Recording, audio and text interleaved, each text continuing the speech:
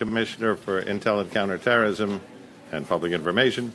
We're going to brief you on some preliminary information as this investigation is going on. You'll hear from Commissioner Keechant Sewell, followed by Mayor Adams, followed by Jana Lieber, Chairman of the MTA. We also have Chief Jason Wilcox from the Detective Bureau, who will be able to answer some limited questions about the investigation, and Chief Kathy O'Reilly, Chief of the Transit Bureau. So, Police Commissioner Sewell. Good afternoon, and thank you for coming. I'm Police Commissioner Keechant Sewell. Joining me today is the Mayor Eric Adams, Jana Lieber from the MTA, Edward Caban, First Deputy Commissioner, Kathleen O'Reilly, my Chief of Transit, and Assistant Chief Jason Wilcox of the Detective Bureau. I want to remind you that this information is preliminary. This case is ongoing. Earlier today at approximately 9:30 in the morning, uniformed officers who were patrolling the mezzanine area of the 42nd Street Times Square train station were alerted by train passengers that a male had just pushed a woman onto the southbound Q train tracks. Upon arrival at the scene, officers discovered a female under the train with severe trauma to her body.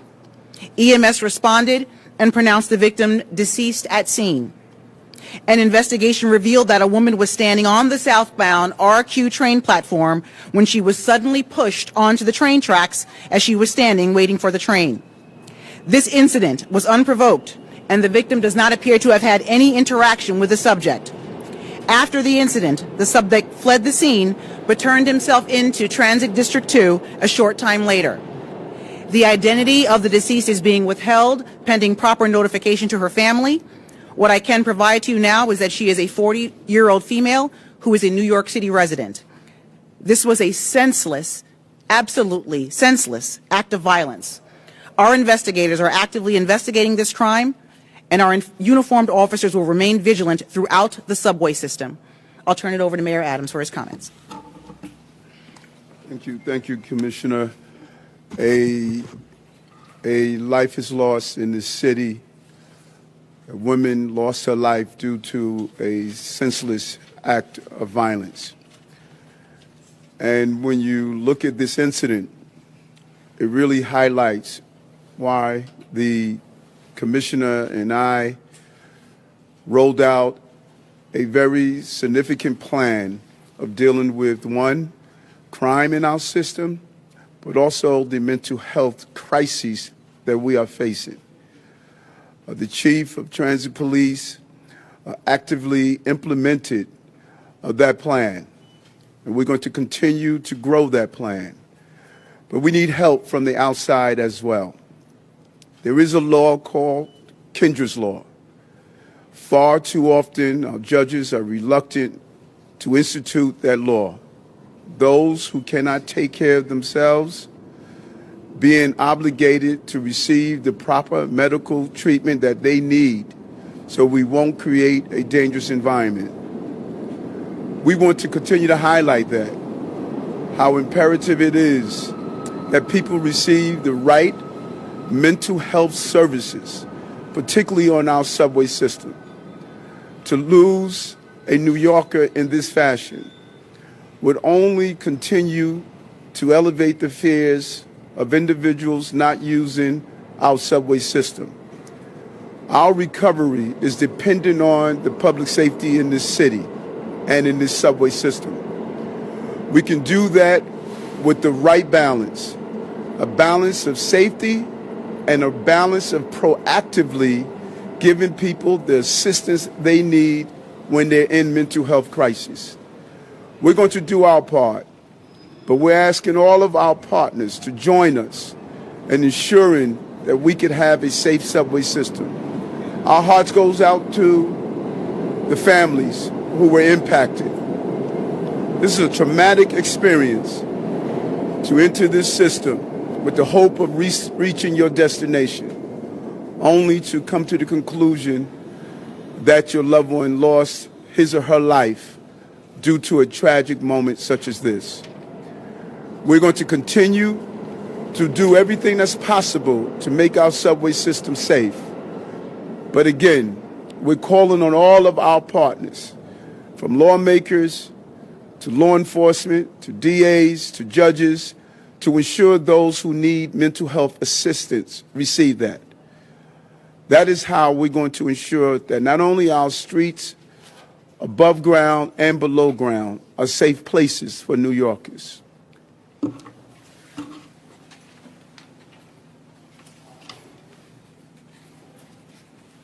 Thank you, Commissioner Sewell, and thank you, Mayor Adams. Thank you for your leadership in addressing this very, very serious problem New York is facing. This is a sad day.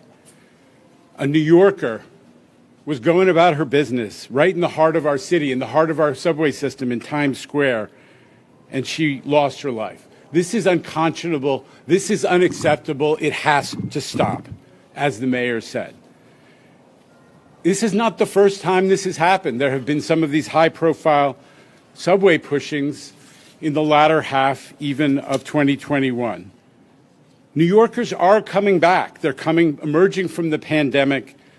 They need the subways to go back to work, to go to appointments, to get to school, to visit with loved ones. This is how New York works. But they're not coming back if they're not comfortable using the subway. And they shouldn't have to worry about somebody attacking them, somebody with mental health issues, God forbid, murdering them. New Yorkers need a safe system, period, end. We need to have an aggressive program of action to deal with people who may be experiencing mental health issues, as the mayor has highlighted just now. I am thrilled that the mayor and the governor called out this issue, even in the last week, and that they have initiated actions to provide additional mental health and homeless services to people who need them in the subways. We're grateful to the governor for her leadership, for recognizing that specific issue, again, people with mental health issues in the system, and to Mayor Adams for joining and leading, as I said, in the first week of his term. The police commissioner is, as she pointed out and was pointed out, deploying more police officers onto platforms, onto trains, coming from the topside deployments into the subway systems, and we are tremendously encouraged by that. Incidents like that incident we had today demonstrate how critical these strategies are to protecting New Yorkers and to reassuring them as they come back to normal life. But we're going to need to make progress quickly. We need to make progress quickly. We need action. It's underway under the leadership of this governor and this mayor. It's up to all of us in government to solve the problem. We're not telling New Yorkers it's your problem to avoid this risk. We have to solve it. That is underway. Thank you, Governor Hochul. Thank you, Mayor Adams. All right, we can take some limited questions. Carol? So who is the person who turned himself in? Would you describe him as deranged? Was he off his meds? What would you say about it? That's Assistant Chief Jason Wilcox, Detective Bureau. All right. Good afternoon, everyone. So just to reiterate what the police commissioner said, a quick timeline of events. About 9:31 this morning, we have our person of interest on video on the platform downstairs. At about 9:39 hours, we know approximately that our victim is pushed in front of the train. Between that gap of 9:31 and 9:39, there's another encounter that our person of interest has with another female rider who is not Asian. He approaches her, he gets in her space, she gets very raised up, very alarmed. She tries to move away from him, and he gets close to her, and she feels that he was about to physically push her onto the train. As she's walking away, she witnesses the crime where he pushes our other victim in front of the train. This witness, we have this witness. She reports it to us at a later time and place. So that's what happens about 9:39 hours. Subsequent to that, at about right before 10 a.m., about 9:53 a.m., a male walks into Transit District 2 on Canal Street and reports to the officers inside that he had pushed a woman in front of the train. He's immediately stopped and taken into custody. That male has been subsequently brought to the Midtown South Detective Squad, where an active investigation is still unfolding with detectives from Manhattan South, Midtown South, Manhattan Transit, and obviously many other investigators and investigative support resources are being put into this case. So that's where we are right now. We're working very closely with the Manhattan District Attorney's Office. At this time, charges are pending. So that's kind of where we are at the moment. Would you describe him as deranged or off his meds, or how would you, because everybody's talking about that. So, no, well, he's a male, he's an adult. He does have a background. He is known to us. So we do have experience with him. He's known to the criminal justice system. But in terms of anything other than that, he does have in the past 3 emotionally disturbed encounters with us that we have documented. But anything beyond that is still being investigated and unfolding. I'm sorry. So again, we're still investigating what's his lifestyle is. We know he has prior addresses in the Bronx, but we do believe he also is. Right now, the investigation is telling us he might be homeless. Miles, hang on. Miles. Mr. Marshall. We cannot. We're not releasing his name at the moment. The suspect has an extensive criminal history, including a warrant out for his arrest for absconding parole. Has there been any police contact since he's been released on parole? And then for the district attorney behind you, how do you plan to prosecute this case? So let me reiterate. Right now, as we're standing here, we are working hand in hand very closely with the Manhattan District Attorney's Office to determine what this individual will be charged with. So to your point, he does have a criminal background. He was on parole at one time.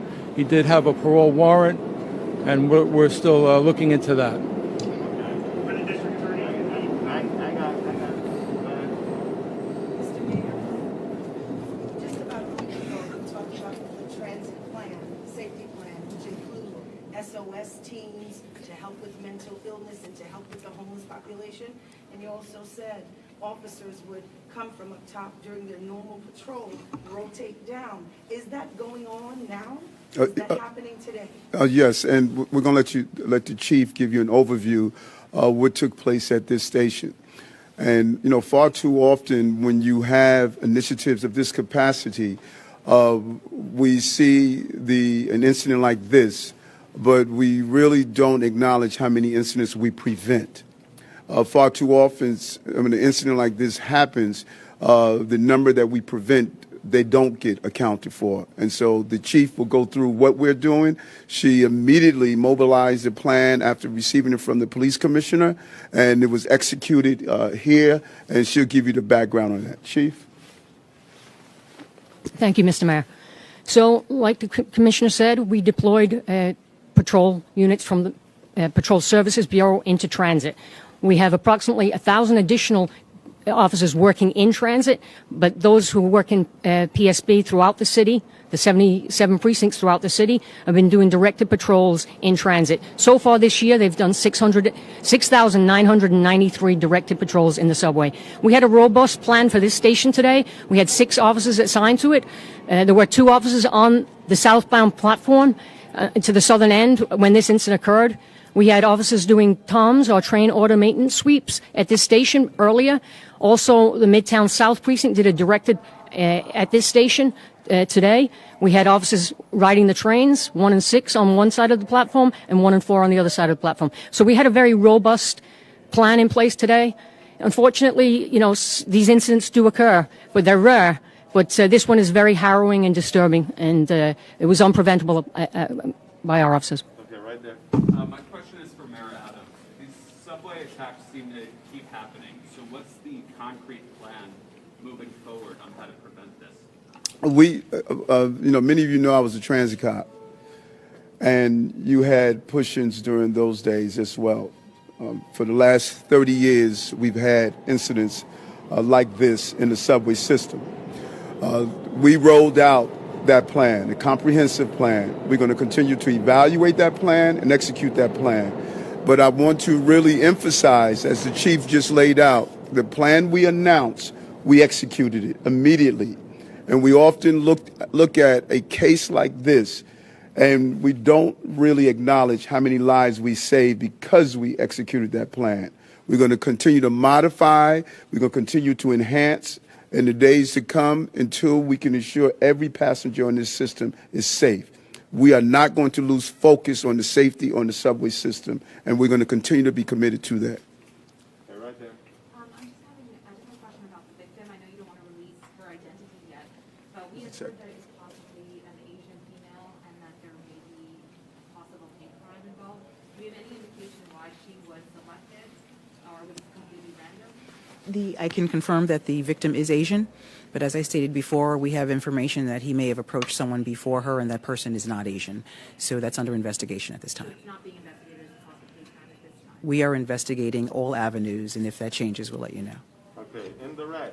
Is there any indication that the suspect may have been acting irrationally when he was on the platform, given the indication that something like this might happen for officers maybe to see and flag down, or was there nothing like that? So as Commissioner Miller said, obviously the investigation is still unfolding. The recovery of video, which is sometimes very rich in the transit system, is being actively collected and will be reviewed. So to that point, we are looking at that. Okay, back to Karen. Could we hear from the DA on how you plan to proceed with this case, please? Certainly. This is a tragedy. My heart goes out to the family. I echo what the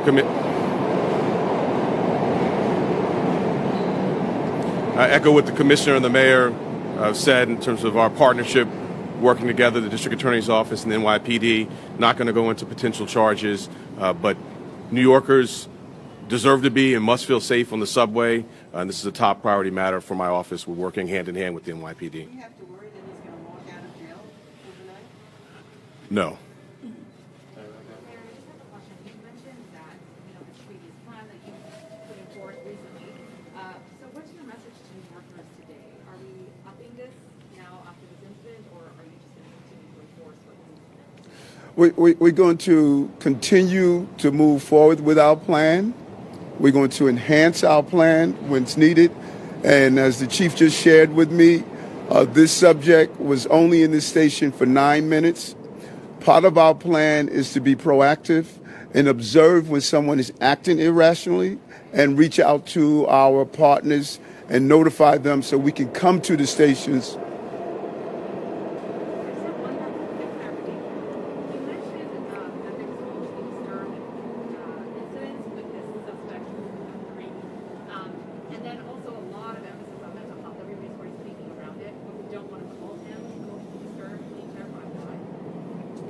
I'm sorry. So I'm just wondering because you mentioned, or someone mentioned, that the suspect has 3 prior incidents that are mostly disturbed incidents. And then there's a lot of talk about mental health, but we're not calling people disturbed. Why? Because it's still actively investigated, being under investigation, and we don't want to be premature in doing so. We're going to look at the video, we're going to see his behavior, and we're going to make sure that when we classify it as such, that we're giving you accurate information. There was a history, as it was acknowledged.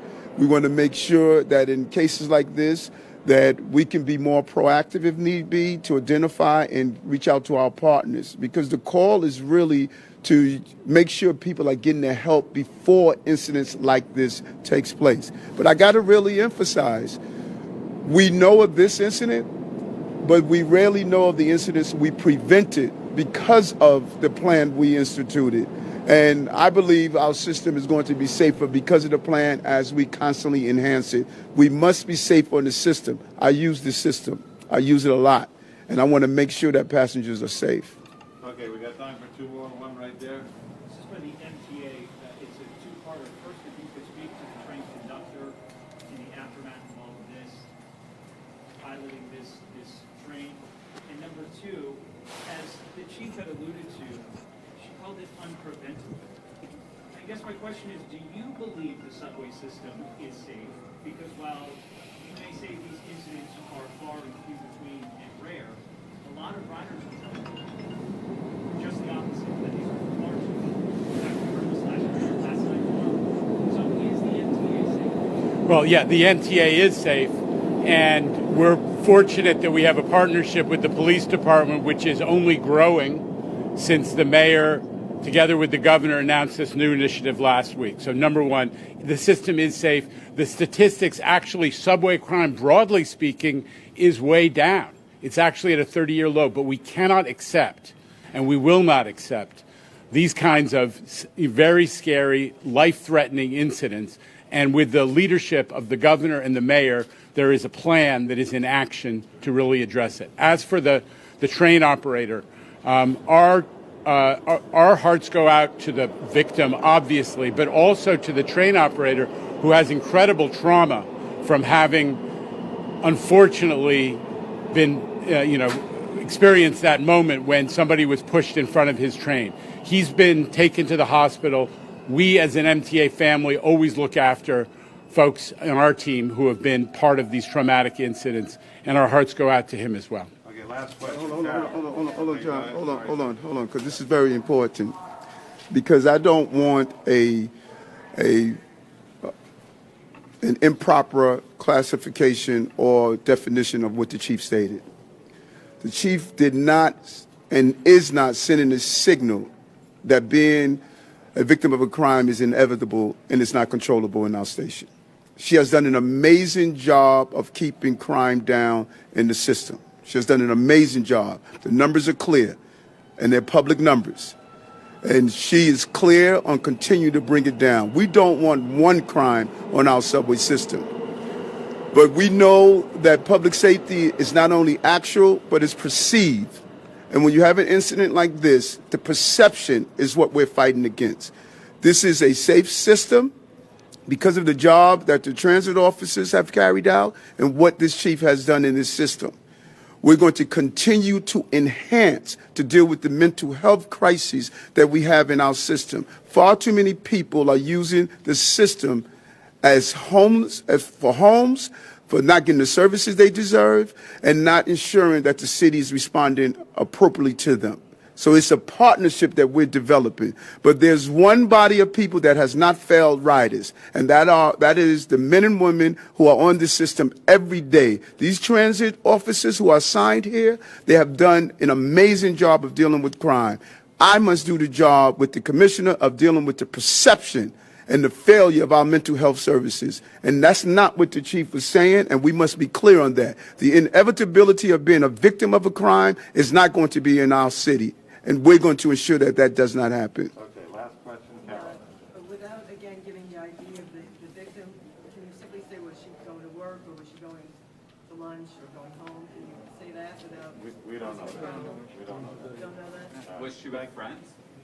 No. Thank you very much. Before we depart, I think it's imperative that we have men and women here from the API community. I spoke with them this afternoon. I had a Zoom conference call with all of them, and I would like Grace Ming, the Congresswoman, to say a few words because this is a partnership that we're developing with our local electeds to deal with the perception that we are experiencing and the actualization of crimes. Grace? Good afternoon, everyone. Thank you to Mayor Adams and your team for being in constant communication with us from early on this morning until right now, and we continue to have conversations. We recognize that this is a new administration. We recognize that this is something that many of our constituents and New Yorkers all over the city care about. I really want to thank and acknowledge Mayor Adams and his team for recognizing the importance of ensuring that our most vulnerable New Yorkers have the wraparound services that they need, from social services to mental health programs. A few months ago, we passed legislation in Congress, the COVID-19 Hate Crimes Act. We are still pushing and waiting for implementation of this law because it will provide more resources for us here in New York to provide and to strengthen some of these services on the ground for people in our communities. We also want to make sure that we are working continuously to combat discrimination against anyone and everyone, and that includes the AAPI community. Too often, Asian Americans are seen as foreigners and people who are not truly American, and so we want to make sure that we are standing as a city against all discrimination. This has been a really tough year and a half for the Asian American community, but specifically in the last few weeks, we have seen attacks on a Sikh American cab driver, a Korean American man who was trying to be a good Samaritan and was attacked, a Korean American elderly woman in my district in Forest Hills just less than 36 hours ago, and today this Asian American woman victim. So I really wanted to thank the mayor for being in constant touch with all of us and our community groups, and also to my colleagues, some of whom are here today, Senator John Liu, Senator Hoylman, Assemblymember Ron Kim, council members Chris Marte, Julie Wan, Linda Lee, and Sandra Ung, and I apologize if I left anyone out. Thank you. Thank you. Thank you very much. Thank you.